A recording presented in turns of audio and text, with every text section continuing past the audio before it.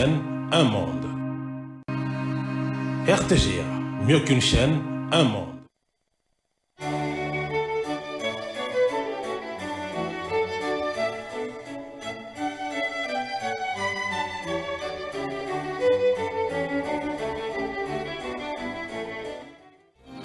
Ce journal vous est offert par Tango Protection.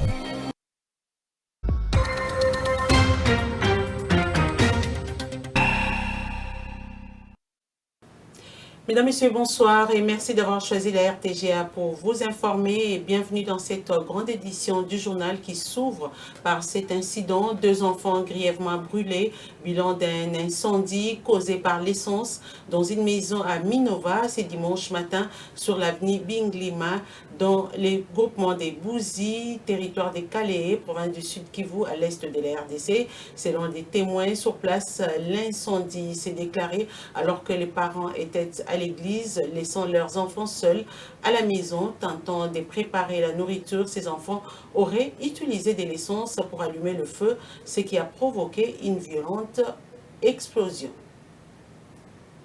Et puis, sachez que le président de la République du Congo, Denis Sassou Nguesso, a séjourné le samedi 23 août à Kinshasa, capitale de la RDC. Cette visite s'inscrit dans le cadre des liens qui unissent les 2 pays. Images et commentaires.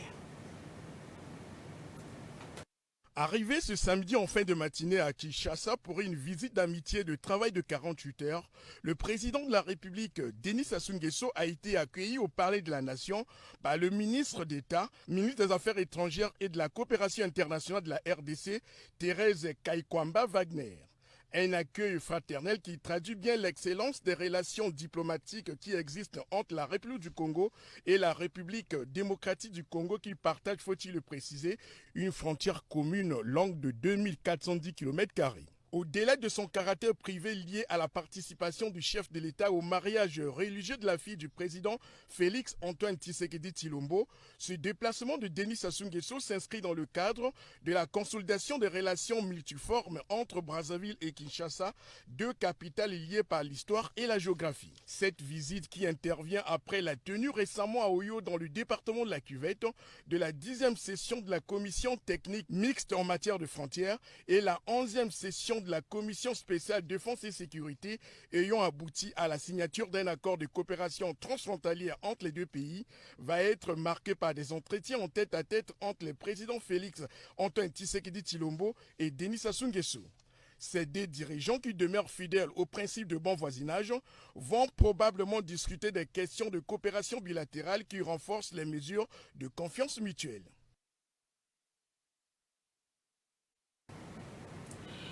D'une institution à une autre, le professeur Vital Kamere, président de l'Assemblée nationale, accompagné de la questeur Chimène Poli, a reçu le samedi 23 août 2025 au Palais du Peuple le vice-premier ministre, ministre du Budget Adolphe Muzito, ainsi que le vice-ministre du Budget Élisée Bakoumwana. Les échanges ont porté sur la préparation du projet de loi des finances pour l'exercice 2026 en tenant compte des grands défis auxquels la République démocratique du Congo et sa population font face. Suivez.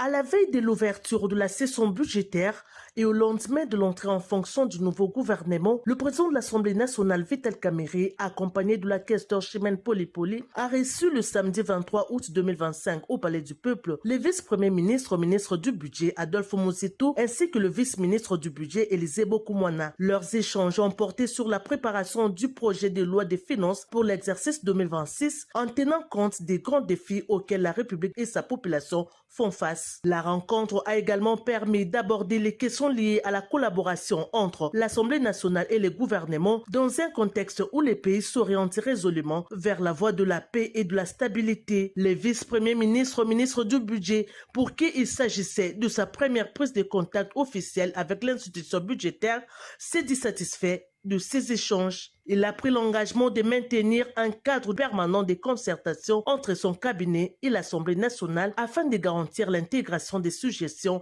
des élus nationaux dans le projet de loi des finances 2026 qui sera prochainement déposé. Un motif de satisfaction pour le speaker de la Chambre basse du Parlement, Vital Kamerhe, qui annonce une session budgétaire décisive et s'est dit déterminé à faire de ces rendez-vous un moment clé pour le pays.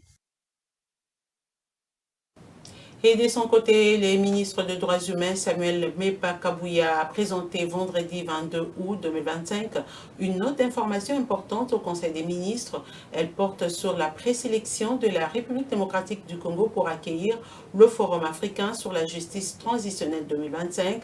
Cet événement continental se tiendra à Kinshasa du 30 septembre au 2 octobre sous l'égide de l'Union africaine.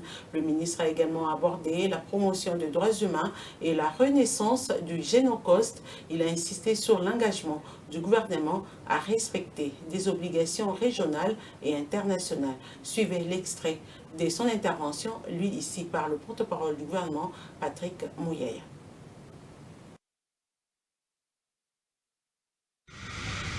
Note d'information relevant du secteur de droits humains. Le ministre des Droits humains a présenté une note d'information à 2 points, à savoir, le premier point, portant sur l'organisation du Forum africain sur la justice transitionnelle 2025. À ces propos, il a indiqué que depuis 2017, la Commission de l'Union africaine organise annuellement le Forum africain de la justice transitionnelle, plateforme continentale réunissant des diplomates, des experts gouvernementaux, des acteurs non étatiques, des praticiens du droit, des scientifiques, des défenseurs de droits humains et des associations des victimes. Pour l'édition 2025, la République démocratique du Congo a été présélectionnée par la Commission de l'Union africaine pour le compte de pays de l'Afrique centrale. Ces choix, parmi plusieurs candidats, témoignent de la reconnaissance internationale de l'expérience significative de notre pays en matière de justice transitionnelle et de la confiance accordée par l'Union africaine à la République démocratique du Congo pour organiser cet événement continental d'envergure du 30 septembre au 2 octobre 2025 sous le thème « Justice pour les Africains et les personnes d'ascendance africaine à travers les réparations ». Le deuxième point à porter sur le lancement de la promotion des droits de l'homme et l'adoption d'une résolution de reconnaissance du Génocoste par la Commission africaine des droits de l'homme et des peuples. Le ministre des Droits humains a évoqué préalablement à ses propos les devoirs de réaliser les activités de renforcement de capacité des divers services étatiques, privés et de la société civile sur des axes prioritaires, entre autres les droits des personnes arrêtées, l'éducation aux droits humains, droits de l'homme et de l'administration publique, respect des engagements internationaux et régionaux, etc. Pour ce qui est de la résolution de la reconnaissance du Génocoste que les parlements doivent adopter, faisant suite aux instructions du président de la République, les ministres des Droits humains a avancé quelques propositions afin que la résolution attendue par la Commission africaine des droits de l'homme et des peuples s'efface à bonne date. Le Conseil a pris acte de cette note d'information. Au troisième chapitre du Conseil de Pendant ces temps, les représentants des agences humanitaires reçus par les vice-premiers ministres, ministres de l'Intérieur, Sécurité, Décentralisation et Affaires coutumières, Jacquemain Chabani-Louko, ont abordé la question de la mise en œuvre des stratégies humanitaires en faveur des populations affectées par le conflit à l'est de la RDC. Attentif à cette requête, les patrons de la territoriale a rassuré que son ministère est déjà dans cette démarche pour concrétiser ses plans d'action, nous dit Suzy Kibera Omar. Les échanges du vice-premier ministre, ministre de l'Intérieur, Sécurité, Décentralisation et Affaires coutumières avec le coordonnateur résident du système des Nations Unies, accompagné du représentant des agences humanitaires, notamment le PNUD, l'OIM et le HCR, ont porté sur la stratégie de protection, d'assistance et de résilience en faveur des populations affectées par les conflits à l'est de la République démocratique du Congo. Après avoir présenté au patron de la territoriale les piliers et l'état d'avancement de cette stratégie, les partenaires humanitaires ont sollicité l'accompagnement du gouvernement congolais pour sa mise en œuvre. Et cela en vue d'une gestion optimale de la crise humanitaire dans cette partie du Congo démocratique. On est venu aujourd'hui en tant que système des Nations Unies. Moi, le coordonnateur résident du système des Nations Unies ad intérim, accompagné d'un certain nombre de représentants du HCR, du PNUD, de l'OIM, pour échanger avec son Excellence sur la stratégie de protection, d'assistance et de résilience aux populations affectées par le conflit à l'est de la RDC. Donc, dans nos discussions, on est revenu sur les différents piliers de cette stratégie, sur l'avancement des travaux pour la finalisation et la mise en œuvre de cette stratégie. On a été très bien accueillis par son Excellence et les échanges qu'on a eus montrent que le gouvernement vraiment s'approprie de cette stratégie et est en train de s'avancer. Donc on va les accompagner, on les a rassurés de notre accompagnement. Profondément impliqué dans cette question, le patron de la territoriale a assuré que son ministère est déjà à pied d'œuvre pour concrétiser ce plan. Le territoire d'Uvira dans les Sud Kivu, dans les viseurs du Rwanda via ses supplétifs du M23FC au menu des entretiens entre les vice-premiers ministres, ministres de la Défense nationale, des anciens combattants et la délégation des Altesses royales aux côtés du chef des Bavira. Quelques plans des sorties des crises ont été proposés au patron de la Défense nationale qui a promis à ses interlocuteurs d'approfondir les propositions avec une équipe d'experts en vue de les intégrer dans les réformes à venir. Suzy Kibira Omari revient encore. Au portillon du ministère de la Défense nationale, le Mwami Romain Leg, chef coutumier de la chefferie de Bavira, dans le territoire d'Uvira, dans la province du Sud Kivu, accompagné d'une délégation d'Altesse royale, est venu plaider pour la préservation de l'intégrité territoriale et la gestion de la sécurité dans le territoire d'Uvira auprès du vice-premier ministre, ministre de la Défense nationale, Maître Guy Kabombo Mwadianvita. Discutant des questions sécuritaires, notamment l'occupation illégale de certains villages ainsi que la menace des avancées des rebelles et groupes armés locaux, le Mwami Bavira, conscient du fait que son territoire se trouve dans le viseur de la velléité expansionniste du Rwanda au travers leur supplétif AFC M23, a proposé au patron de la Défense nationale quelques plans de sortie de crise, de gestion de compatriotes d'autodéfense, les Wazalendou, ainsi que l'élaboration de certains plans de développement de la ville pour absorber quelques menaces qui vacillent la ville d'Uvira. Pour moi, que la sécurité à Uvira est un défi majeur. La République démocratique du Congo traverse des périodes de turbulence. Donc, c'est d'une part d'interpeller des autorités nationales qu'elles puissent nous venir en aide, surtout l'encadrement des Bazalendo.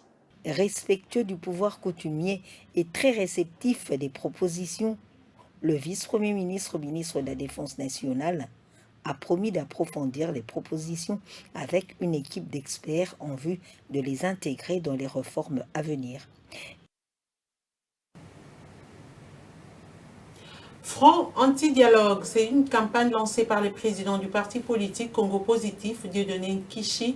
Objectif, s'opposer à toute idée visant la tenue du dialogue interne en RDC, tel que voulu par le bon nombre d'organisations et des structures congolaises comme les DIO, SENCO et CC. Le président des Congo Positif demande plutôt à l'État congolais de prendre ses responsabilités pour sécuriser et pacifier les pays. Dieudonné et au micro d'André Ikoma et Pedi Pereira. Nous disons front anti-dialogue parce qu'on nous a dit la même chose de ce que vous nous dites ici. Que si on dialogue, tel problème va finir, tel problème va finir. On a eu plus de 47 dialogues dans ce pays. Mais ça n'a pas donné de solution. Donc on ne va pas recommencer avec la même chose. Donc les mêmes causes produisent les mêmes effets. Aujourd'hui, on nous appelle au dialogue, mais tout le monde, tous ceux qui appellent au dialogue savent que ce dialogue-là va se faire, il va se terminer, il n'y aura pas de solution. Parce que s'il y avait solution, on n'aurait pas eu à tenir 47 dialogues avant celui qu'on cherche à organiser. Donc, nous devons savoir nous remettre en cause, comme peuple. Et vous savez, ces solutions ici où on prend les armes, on tue les Congolais, on les massacre comme des poches, comme des cochons, comme des porcs. Après, on vient se mettre autour de la table pour se partager les pouvoirs et diriger les mêmes Congolais. C'est une très mauvaise et très dangereuse leçon qu'on est en train de donner aux jeunes. L'État doit s'assumer.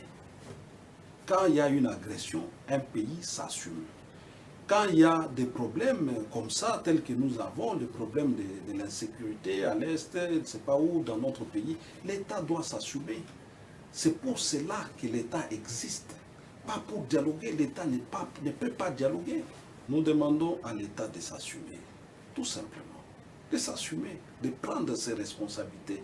Les responsabilités qui lui viennent des mandats qui lui ont été confiés par les peuples souverains de la République démocratique du Congo.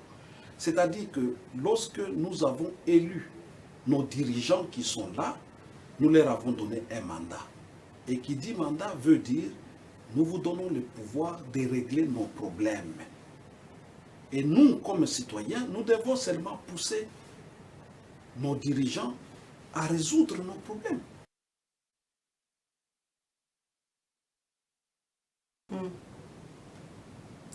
Appelés à gérer administrativement avec professionnalisme et discipline les dossiers judiciaires des détenus, 50 greffiers pénitentiaires et militaires et civils ont reçu leur brevet de formation des mains du vice-premier ministre, ministre de la Défense, Guy Kabombo Modianvita. C'était à l'occasion de la clôture de la formation et du lancement de la 6e promotion des surveillants pénitentiaires militaires à l'Institut national de formation judiciaire situé dans la concession du Palais de Justice. Suzy Kibira Omar.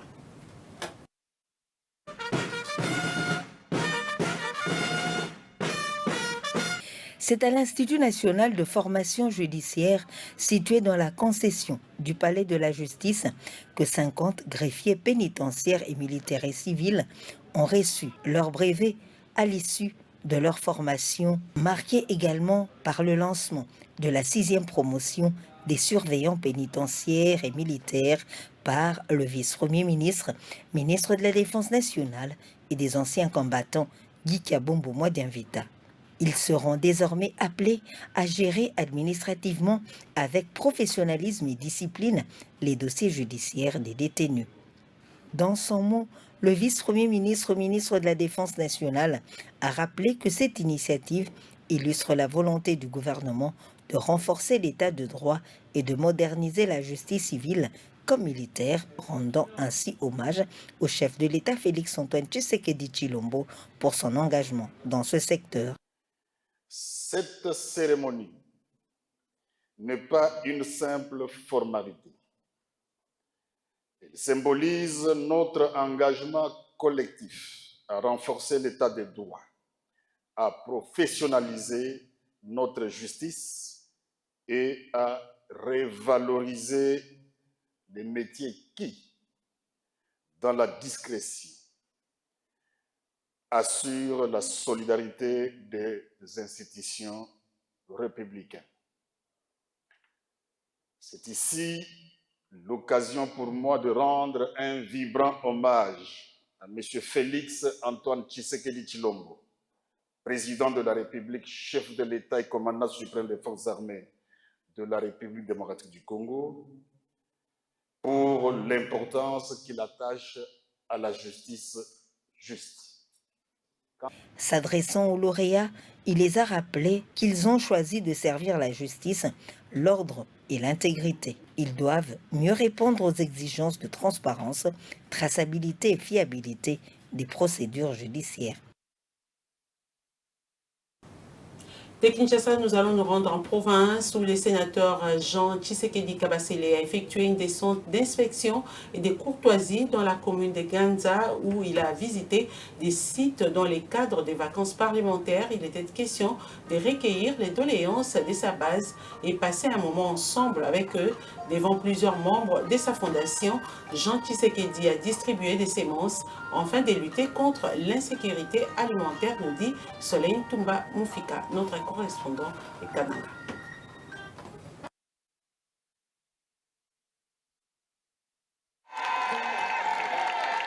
Il passe désormais cellule par cellule, porte à porte, pour communier avec ses véritables et fidèles bases incontournables. Le jeune leader et sénateur Jean Tshisekedi Kabasele s'est rendu d'abord à Lubuyi, un village environnant, abandonné par plusieurs élus de ses coins, mais qui trouve sourire aux lèvres avec ses jeunes leaders. Ici, Jean Tshisekedi Kabasele distribue des semences améliorées aux agriculteurs pour lutter contre la famine.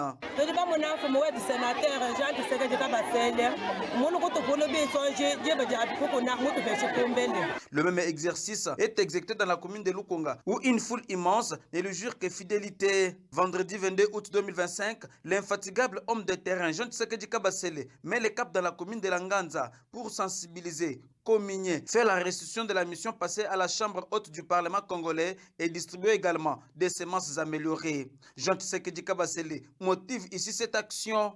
Depuis un temps, on a eu beaucoup de problèmes du côté des semences ici à Kananga, jusqu'à tel point qu'un méca de maïs revenait à 4500 francs. Nous avons pris l'obligation, nous la fondation Jean Tshisekedi, de donner les semences aux agriculteurs dans des périphéries de notre ville pour que les gens sèment ça pour lutter contre la famine. Et demain nous serons à Benemande, nous allons partir le dimanche du côté Chilumba et nous allons faire la route Mwambambouyi où nous allons toujours distribuer des semences. Dans les avant-midi de ce vendredi, le jeune leader Jean Tshisekedi Kabasele a accordé plusieurs audiences dans sa résidence. Des structures et personnalités ont sollicité son implication dans plusieurs secteurs de la vie des centres kasséens. Les notables et dignitaires du Kassai central qui sont venus le voir ont plaidé en ces termes. Il est en vacances parlementaires, il est important qu'on vienne le voir. On échange les problèmes qui touchent au développement et qui touchent à la paix de la province. Nous avons pendant parlé de ce que Safimé est en train de faire en province avec Arabe Contacteur. On a parlé de la route Kananga Chikapa et Kalamambouchi. En conclusion, nous avons demandé son... Il faut noter que ce samedi, l'homme du destin est plus fort que l'adversité, mettra les caps vers Benamande ainsi qu'à d'autres villages environnants pour passer ses vacances parlementaires.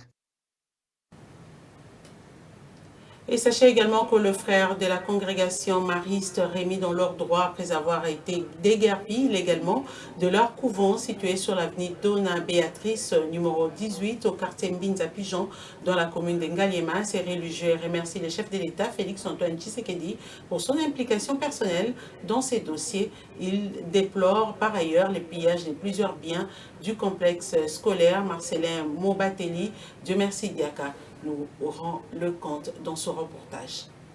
La parcelle du couvent de la congrégation des frères maristes et Bon Accueil, située sur l'avenue Dona Béatrice numéro 18 au quartier Binza Pigeon dans la commune d'Engaliema, appartient bel et bien à cette congrégation internationale de l'Église catholique. Ces religieux ont été remis dans leurs droits par les autorités congolaises après un déguerpissement illégal et violent qu'ils ont subi de la part d'un certain Franck qui était accompagné de plusieurs jeunes armés de machettes et éléments de la police. Monsieur Valentin, frère mariste des écoles supérieures Bon Accueil, s'est réjoui de retrouver leur patrimoine après l'intervention personnelle du chef de l'État à travers son conseil spécial en matière de sécurité. Mon impression, c'est d'exprimer une grande joie parce que nous avons retrouvé notre patrimoine. Et de manière particulière, j'aimerais exprimer nos remerciements au conseiller principal et conseiller spécial personnel de son Excellence, Monsieur le Président Félix Antoine Tshisekedi Tshilombo, qui par son humanité personnelle, il a été touché en voyant les vidéos qui circulaient de notre déguerpissement arbitraire. De son côté, les frères Désiré Chama, préfet du complexe scolaire Marcelin Mobateli, dénoncent par ailleurs les pillages de plusieurs biens de l'école à la veille de la rentrée scolaire prévue en septembre. Malheureusement, les dégâts que nous avons vus ce matin, c'est incroyable. Je vois par exemple la pompe, je vois dans la maison juste derrière moi, tout a été emporté. Cette situation de déguerpissement illégal était aperçue dans l'opinion comme une attaque contre la justice, la foi et l'état des droits. Après avoir été remis dans leurs droits, la représentante des parents d'élèves a exprimé sa gratitude auprès du chef de l'État Félix Antoine Tshisekedi Tshilombo pour son implication dans les dossiers. Voilà, c'est par ici que nous bouclons cette grande édition du journal dominical au nom de Nana Bouanantumba, de Michael Chiyoyo et David Matoumele. Je vous dis merci de nous avoir suivis et restez branchés au programme de votre télévision.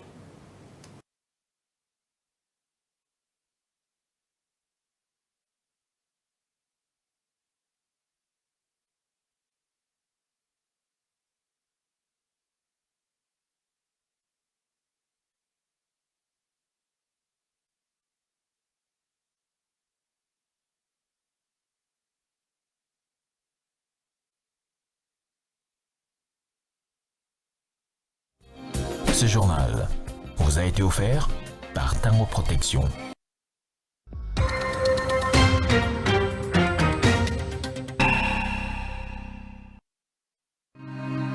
RTGA, mieux qu'une chaîne, un monde. RTGA, mieux qu'une chaîne, un monde.